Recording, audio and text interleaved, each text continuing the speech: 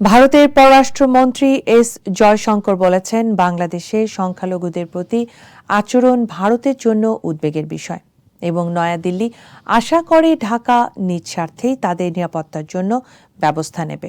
শুক্রবার ভারতের লোকসভায় প্রশ্নোত্তর পর্বে একথা বলেন তিনি।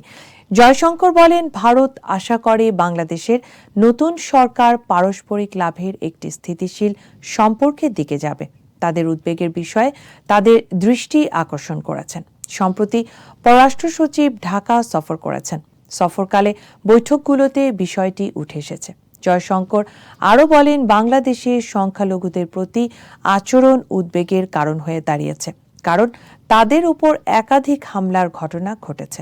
বাংলাদেশে উন্নয়ন প্রকল্পে ভারতের একটি ভালো অতীত রয়েছে বলে মন্তব্য করে তিনি বলেন, প্রকৃতপক্ষে যখন তারা প্রতিবেশী প্রথম নীতির কথা বলেন, তখন পাকিস্তান ও চীন বাদে প্রায় প্রতিটি প্রতিবেশী দেশেই তাদের গুরুত্বপূর্ণ উন্নয়ন প্রকল্প রয়েছে এবং বাংলাদেশের ক্ষেত্রেও তাই।